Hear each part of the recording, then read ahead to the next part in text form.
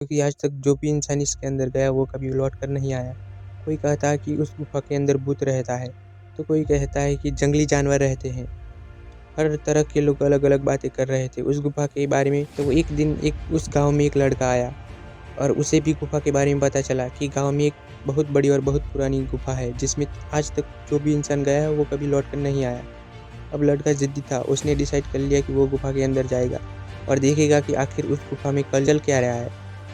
सारे गाँव वाले उसे मनाने लग गए कि बेटा उस गुफ़ा में मत जाओ, हमें डर है कि तुम वापस नहीं आओगे और वहाँ जाने से भी लोग डरते हैं और तुम उस गुफ़ा के अंदर जाने की बात कर रहे हो। लड़का कहता है कि अगर वह एक डर है तो मैं उसके अंदर जाऊँगा, क्योंकि डर के आगे जीत है। वो लड़का अपना सामान पैक कर लेता है और गुफ़ा के अंदर जाने लगता है। वह लड़का जितना ही अंदर जाता है, अंधेरा और बढ़ता जाता है। वो थोड़ा और दूर जाता है तो उसके पीछे से कोई धक्का मार देता है, जिससे वह लड़का नीचे गिर जाता है। लड़का फिर खड़ा होकर देखता है कि उसके सामने 2 लोग खड़े हैं।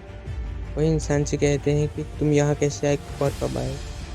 तो वो दोनों उस लड़के को गुफ़ा के अंदर लेकर जाते हैं। वो लड़का जैसे ही गुफ़ा के अंदर जाता है तो हैरान हो जाता है। वो देखता है कि गुफ़ा में सारी सुविधा मौजूद है, जैसे कि पैसा, सोना, चांदी, धन और दौलत, जिनसे इंसान का ज़रूरत का सामान सब कुछ रखा हुआ था। तो वो लड़का उन दोनों से पूछता है कि तुम अंदर आए थे तो बाहर क्यों नहीं आए?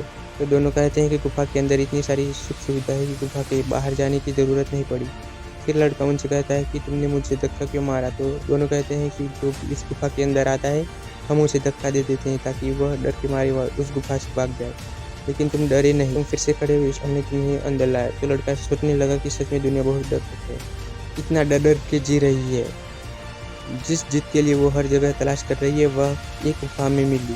गाँव का कोई भी इंसान डर को हराकर हिम्मत से उस गुफ़ा में गया होता तो उसकी ज़िंदगी बन जाती।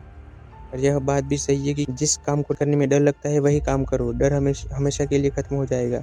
और अगर डरना ही है तो उस खुदा से डरो।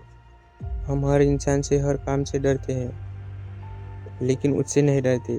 हम अपने बड़ों के सामने कोई गलत काम नहीं करते क्योंकि हम उनसे डरते हैं। वह तो सबका बड़ा है, उससे नहीं डरते। आपको गारंटी के साथ देता हूँ कि अगर आपको खुदा से डरना सीख लिया तो आप अपनी ज़िंदगी में कभी कोई भी गलत काम नहीं करेंगे। उम्मीद करता हूँ कि आज की ये मोटिवेशनल स्टोरी आपको पसंद आई होगी। अगर पसंद आई होगी तो लाइक, शेयर एंड सब्सक्राइब कर देना।